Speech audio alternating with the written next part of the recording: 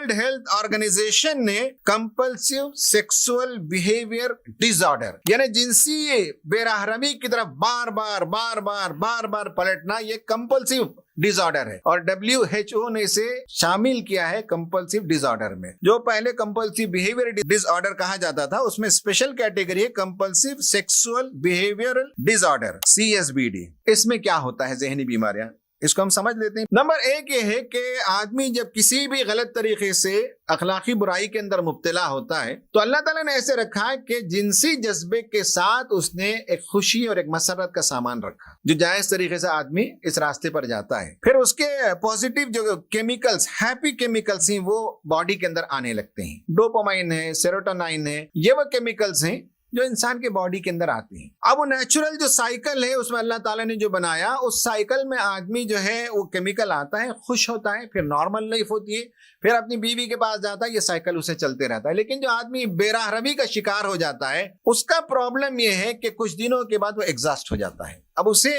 Higher dose चाहिए, higher dose चाहिए, higher dose चाहिए और आपकी बॉडी उसे प्रोड्यूस नहीं कर सकती। बॉडी के प्रोडक्शन का एक लेवल होता है, उस प्रोडक्शन के लेवल से ज्यादा का मुतालिबा शुरू हो जाता है। इसलिए कि आदमी बार बार गुनाह की तरफ, गलती की तरफ, बेरहमी की तरफ और अखलाकी गंदगी की तरफ आदमी जाता है तो उसके बाद उसे सेटिस्फेक्शन नहीं होता। अब उसे कोई चीज सेटिस्फाई नहीं कर सकती, उसका सेटिस्फेक्शन लेवल बहुत सुपरसीड कर जाता है, उसका थ्रेशोल्ड लेवल बहुत ऊंचा हो जाता है।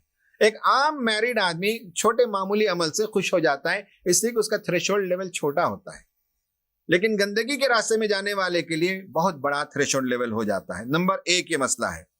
नंबर 2 मसला डॉक्टर्स ने खुद ये बताया कि आदमी जो काम करता है ब्रेन में उसका एक पाथवे बनता है।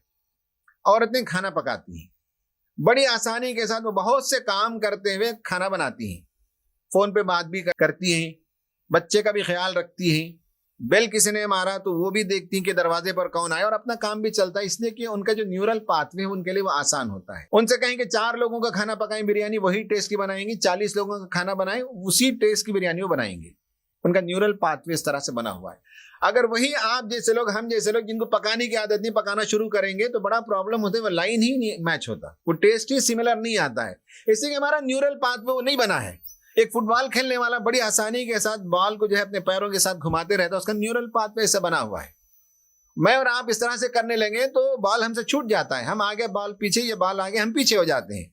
इसलिए कि हमारा न्यूरल पाथवे ऐसा नहीं बना। जो जिनसी अखलाकियात में जो बुराई के रास्ते पर चले जाते हैं उनका न्यूरल पाथवे एक तरीके का बन जाता है। अब उसके बाद किसी और चीज में वो लज्जत नहीं पा सकते। जितनी बेरहमियां मैंने बताई, एक एक का एक एक रास्ता होता है, ब्रेन में वो पाथवे बन जाता है। उस पाथवे को तोड़ना एक काम है, एक मुश्किल काम है, लेकिन मुश्किल काम करना पड़ेगा जिन लोगों को ये पाथवे तोड़ना है। तो ये दूसरी बात बताई है साइंटिस्ट लोगों ने कि किस तरह से हर आदमी का एक न्यूरल पाथवे होता है। हैबिट, भाई कुछ लोग सुबह 4 बजे उठ जाते हैं, कुछ लोगों को 11 बजे 12 बजे नींद खत्म होती है, तो उनका न्यूरल पाथवे इस तरह से बना हुआ है। अब उसे हैबिट को चेंज करना हो तो न्यूरल पाथवे को ब्रेक करना पड़ेगा, तब आप 4 बजे उठने के लायक होंगे।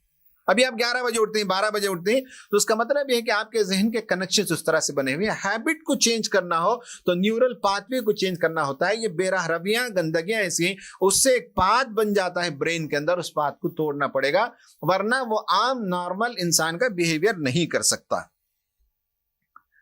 तीसरा यह है कि डाटा ये बताता है कि जो लोग इस तरह से हफ्ते में 3 बार 4 बार गलत रास्ते में जाते हैं तो वो डिप्रेशन का शिकार होते हैं, उनके अंदर डिप्रेशन आने लगता है। एक और रिसर्च पेपर है ऑस्ट्रेलिया और अमेरिका का, उसमें भी ये बताया गया है कि एंजाइटी, स्ट्रेस और डिप्रेशन, इस तरह के लोगों के लिए ये प्रॉब्लम हो जाता है। मेंटल जो इल हेल्थ है, मेंटल जो डिसीज है, उनमें से एक ये है कि आदमी का सेल्फ एस्टीम बुरी तरह से मुतासिर हो जाता है। जो आदमी कामयाब होता है वो अपना सेल्फ एस्टीम रखता है, सेल्फ रेस्पेक्ट रखता है। वो आदमी बोलना, काम करना, गुफ्तगू करना, डिबेट करना, डिस्कस करना, बिजनेस करना, बार्गेनिंग करना, इसके लिए आदमी के पास सेल्फ एस्टीम चाहिए। जिस आदमी का सेल्फ एस्टीम मुतासिर हो जाता है, गोया कि उसके पूरे ब्रेन की केमिस्ट्री चेंज हो गई है, अब उसका सेल्फ एस्टीम नहीं होता। गिल्ट दूसरी चीज है जो मैंने बताया, इससे नहीं निकल पाता। तीसरा है डिप्रेशन, लो मूड। चौथा है लो फोकस। और पांचवा है कि इंसान के पास कंस्ट्रक्टिव काम करने के लिए वक्त नहीं है। ये दरअसल ये सब मसाइल है।